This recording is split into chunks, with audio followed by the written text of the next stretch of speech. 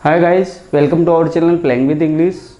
और पिछले सेशन में हमने जाना था ओमिशन ऑफ आर्टिकल के बारे में, और इस सेशन में हम पढ़ेंगे ए और एन आर्टिकल के बारे में। बाकी मैंने और 2-3 वीडियो के पार्ट और बनाए हैं, आप चाहे तो प्लेइंग विद इंग्लिश चैनल को सब्सक्राइब करके और उन वीडियोज़ को भी देख सकते हैं। आई थिंक काफ़ी प्रभावी वीडियो होंगे, इफेक्टिव वीडियो होंगे।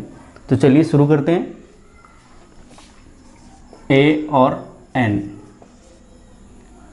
तो ये जो है ए कॉन्सोनेंट साउंड के साथ यूज होता है और ये वोवेल साउंड के साथ यूज होता है, ये तो आपको पता ही है। लेकिन इन सब के बावजूद भी और कई बार बच्चे इनके अंदर भी क्या होता है कि जल्दबाजी के अंदर गलतियां कर देते हैं। जैसे एक बहुत ही छोटा सा वाक्य है,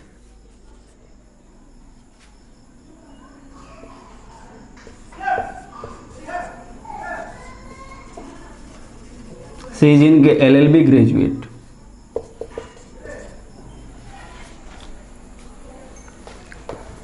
तो बच्चे क्या करते हैं कि यहाँ पे और ए है उसको सही कराते हैं, जबकि यहाँ पे क्या होता है LLB। यहाँ पे क्या होता है कि LLB को अपन जो बोलेंगे वो LLB बोलेंगे, या फिर इसके अलावा जो और भी बहुत सारे शब्द हैं जैसे MLA,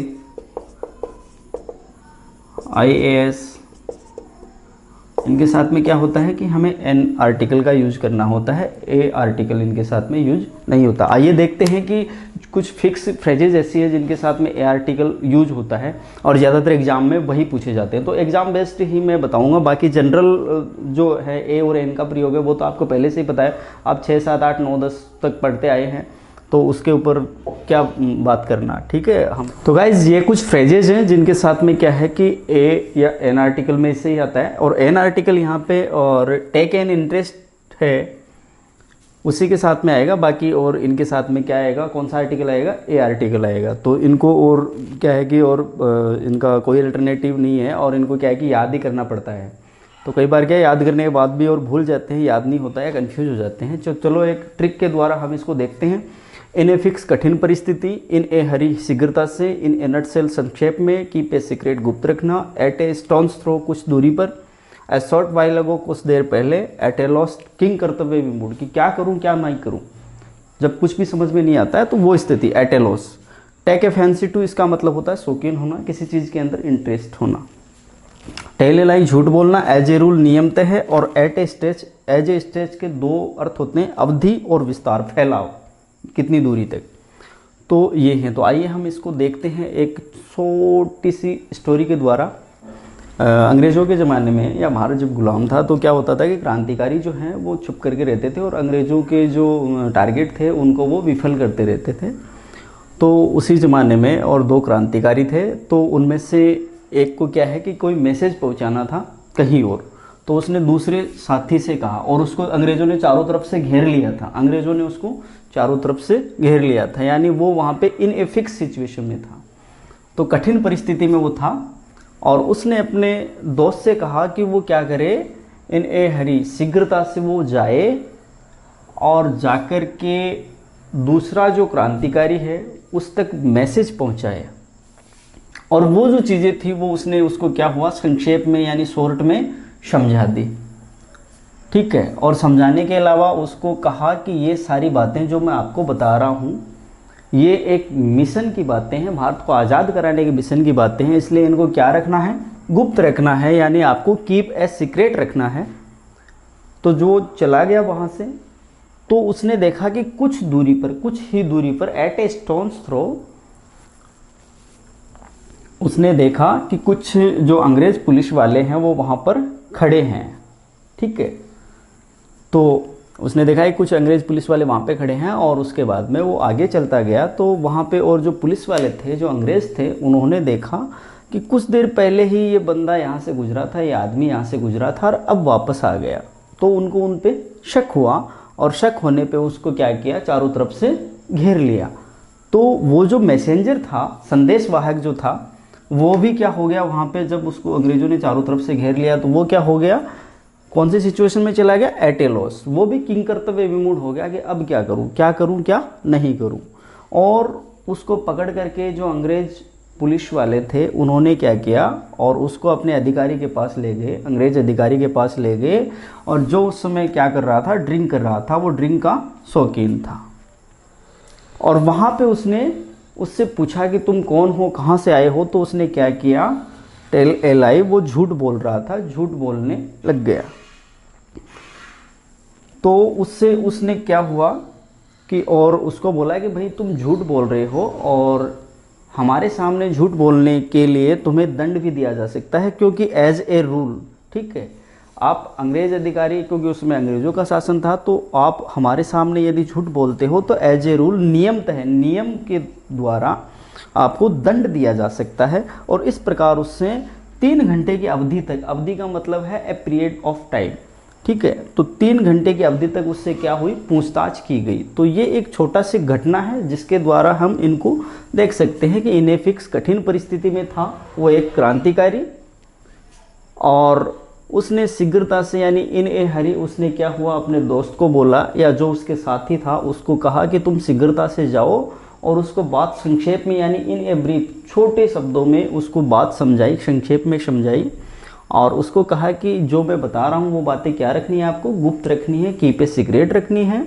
तो उसने देखा कि कुछ ही दूरी पर एट ए स्टोन्स थ्रो उसने देखा कि कुछ अंग्रेज पुलिस वाले खड़े हैं, और अंग्रेज पुलिस वालों ने क्या देखा कि ये आदमी पहले, अभी थोड़ी देर पहले ही गया था, अब वापस आ गया, एसोल्ट वाई लगो, ठीक है। तो उसने क्या किया, उस पे शक हुआ तो उसको पकड़ लिया तो वो क्या हो गया, किम कर्तव्य विमूढ़ हो गया, किम कर्तव्य विमूढ़ वो हो गया, और उसको कहाँ पे ले जाया गया, पुलिस अधिकारी के पास ले जाया गया। और पुलिस अधिकारी क्या कर रहा था, वो ड्रिंक कर रहा था, क्योंकि वो ड्रिंक का शौकीन था। उसके पास ले जाया गया, वहाँ पे पूछताछ करी तो वो जो मैसेंजर था, जो क्रांतिकारी था, वो झूठ बोलने लग गया। तो उसको डराया गया कि तुम हमारे सामने झूठ बोल रहे हो, तुम्हें नियम पूर्वक या एज ए रूल, नियमतः, नियम के द्वारा, शासन के नियमों के द्वारा तुम्हें सजा दी जा सकती है। और इस प्रकार उससे 3 घंटे की अवधि तक क्या की गई, पूछताछ की गई। इस प्रकार से हम इनको याद रख सकते हैं, ठीक है। तो आइए इन फ्रेजेस से संबंधित कुछ 1-2 सेंटेंसेस देख लेते हैं। जैसे I didn't have time to do it immediately, I was in a hurry, कि मुझे इस कार्य को करने के लिए और समय नहीं मिला था, क्यों, क्योंकि मैं जल्दबाजी में था, उस समय मुझे कोई और कार्य थे जिनके लिए मुझे देरी हो रही थी। तो यहाँ पे और इन ए हरी ये फिक्स फ्रेजेज है, और इनके साथ में क्या है, इसके साथ में क्या है कि और ए आर्टिकल का यूज हुआ है। सेकंड सेंटेंस हम देखते हैं, जैसे she used to play for a stretch of 2 hours.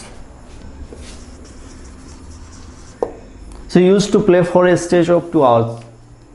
वो 2 घंटे की अवधि तक खेला करती थी। तो यहाँ पे भी और स्ट्रेच के साथ में ए आर्टिकल का यूज होता है, लेकिन इसमें मैं एक बात बता देना चाहता हूँ, स्ट्रेच वर्ड जहाँ पे होता है उसके साथ में ए आर्टिकल का यूज होता है, लेकिन वो किस कॉन्टेक्स्ट में होता है, वो कॉन्टेक्स्ट होता है अवधि का, द पीरियड ऑफ टाइम, ठीक है। उसके साथ में आपको और ए आर्टिकल का यूज करना है। यदि अवधि की, पीरियड ऑफ टाइम के कंटेक्स्ट के अंदर बात नहीं हो रही है तो आपको ए आर्टिकल का यूज नहीं करना है, ठीक है। Thank you. आइए देखते हैं अगला sentence, Vishal is getting quite a handsome young man. इस वाक्य को यदि एरे डिटेक्टिंग के अंदर देखा जाए, इसके 1, 2, 3 और 4 पार्ट पढ़ा दिए जाएँ तो इसके अंदर, और कई बच्चे क्या है कि यहाँ पे ए को और गलत मानते हैं कि भाई यहाँ पे ए नहीं लगना चाहिए, लेकिन इससे पहले ये क्या है, क्वाइट। तो क्वाइट के साथ में, और यदि सिंगुलर नाउन है, यंग मैन एक वचन की संज्ञा है, तो इसलिए यहाँ पे क्या है कि आर्टिकल आया है। और कौन कौन से हैं जिनके साथ में और सिंगुलर नाउन होने पे ये होता है, मतलब आर्टिकल आता है, तो वो है मैनी, रादर, क्वाइट और सच। ये 4 ऐसे वर्ड हैं जिनके साथ में क्या है कि यदि सिंगुलर नाउन हो, एक वचन संज्ञा हो, तो क्या है कि और आर्टिकल यूज होता है, ए या एन। तो इनको कैसे याद रखेंगे, तो इस नियम को हम इस तरीके से ध्यान में रख सकते हैं हमेशा के लिए कि मेरा पूरा सच एक इंडेफिनिट कहानी है। मेरा पूरा सच एक इंडेफिनिट कहानी है। यहाँ पे मे का मतलब मैनी, रादर, पूरा पूरा को इंग्लिश में क्वाइट एंड सच, यहाँ पे सच ट्रूथ की बात नहीं कर रहा हूँ मैं, इस सच की बात कर रहा हूँ। और एक का मतलब है सिंगुलर, यदि इनके साथ में सिंगुलर हो तो कौन सा आर्टिकल आता है, इंडेफिनिट आर्टिकल आता है। कौन सा आर्टिकल आएगा, इंडेफिनिट आर्टिकल आएगा। कहानी है, इसका कोई यूज नहीं है, ये तो मैंने वैसे ही एज ए ट्रिकी, थोड़ा सा ट्रिक बनाने के लिए इसको यूज किया है। तो मेरा पूरा सच एक इंडेफिनिट कहानी है। इंडेफिनिट अनिश्चित, जिसके बारे में कुछ कहा नहीं जा सकता है, अनप्रिडिक्टेबल। तो इनके साथ में क्या होता है, जैसे एक और वाक्य देखते हैं, इट वॉज रादर पिटी। तो इस वाक्य में यदि एरर कहाँ पे है, इट वॉज रादर, रादर और बाद में क्या है, पिटी। तो यहाँ पे पिटी सिंगुलर नाउन है, प्लूरल नाउन नहीं है, इसलिए यहाँ पे क्या आएगा, रादर ए पिटी आएगा। इट वॉज रादर ए पिटी। तो आइए अगला वाक्य देखते हैं, ही हैज़ गॉन फॉर राइड। तो इसमें कहाँ पे एरर हो सकती है, ही हैज़ गॉन फॉर राइड। अब गॉन ये भी वर्ब है, ये भी वर्ब है, लेकिन ये वर्ब यहाँ एज ए नाउन यूज हो रही है। जब वर्ब है वो एज ए सेंटेंस में एज ए नाउन यूज हो तो उससे पहले और आर्टिकल लगता है, इसलिए यहाँ पे ए आएगा। He has gone for a ride या he goes for a walk daily. इस सेंटेंस में भी हम देखते हैं कि गोज ये भी वर्ब है और ये भी वर्ब है, लेकिन ये वर्ब यहाँ पे एज ए नाउन यूज हो रही है। और जब किसी सेंटेंस में कोई वर्ब है वो एज ए नाउन यूज हो तो उसके पहले और आर्टिकल आता है, तो यहाँ हमने ए आर्टिकल का यूज किया है। प्रतिमा है और प्रति वस्तु के संदर्भ में भी ए आर्टिकल का यूज होता है। इंडेफिनिट आर्टिकल केवल ए का यूज होता है, एन का यूज नहीं होता है, कंफ्यूज मत हो जाना। जैसे एक सेंटेंस है, I earn 42,000 rupee a month. तो यहाँ पे हमने ए आर्टिकल का यूज किया है, वो प्रतिमाह के अर्थ में किया है, प्रतिमाह के अर्थ में, हर महीने। I earn 42,000 rupees a month, मैं हर महीने 42,000 रुपया 42,000 रुपीज़ कमाता हूँ।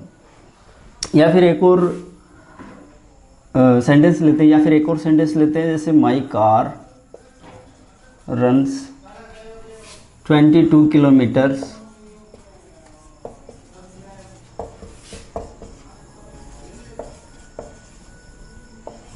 किलोमीटर्स ए लीटर।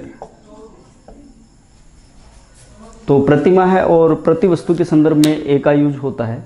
हाफ और फ्रैक्शन के साथ भी ए आर्टिकल का यूज होता है, जैसे 3 ए क्वार्टर 2 ए हाफ। ये दोनों क्या है कि फ्रैक्शन है। जैसे 3 ए quarter it means 3 A quarter, 1/4, और ये है 2 एंड हाफ, तो ये फ्रैक्शन है। इनके साथ भी क्या है, ए आर्टिकल का यूज होता है। अच्छा, कोई अर्थ में भी क्या होता है कि ए आर्टिकल का यूज होता है। कोई मतलब जब फिक्स नहीं है कि कौन है, लेकिन कोई है, ठीक है। जैसे टॉम डिक हैरी फलाना डिकड़ा, जो भी आप बोलते हो, तो उस अर्थ में क्या होता है, ए का यूज होता है। जैसे a Mr Soni has come to meet me. तो यहाँ पे जानता नहीं है, कोई सोनी है, सोनी उसका सरनेम है, has come to meet me, वो मुझसे मिलने आया है। एक और सेंटेंस हम देखते हैं, जैसे this film has been directed by a mister Chopra. मैं इसकी हिंदी कर देता हूँ। ये फिल्म है, ये किसी मिस्टर चोपड़ा के द्वारा और निर्देशित की गई है, लेकिन उसको हम पर्टिकुलरली नहीं जानते कि वो मिस्टर चोपड़ा कौन सा है, ठीक है। तो इस अर्थ में, कोई के अर्थ में भी ए आर्टिकल का यूज होता है। इसके अलावा और एक्सक्लेमेटरी सेंटेंसेस में व्हाट के साथ भी और ए का यूज होता है, वैसे होता हाउ के साथ भी है। जैसे what a beautiful car it is. तो यहाँ पे भी एक्सक्लेमेटरी सेंटेंस है इसलिए, और इसके साथ में व्हाट के साथ में ए आर्टिकल का यूज हुआ है।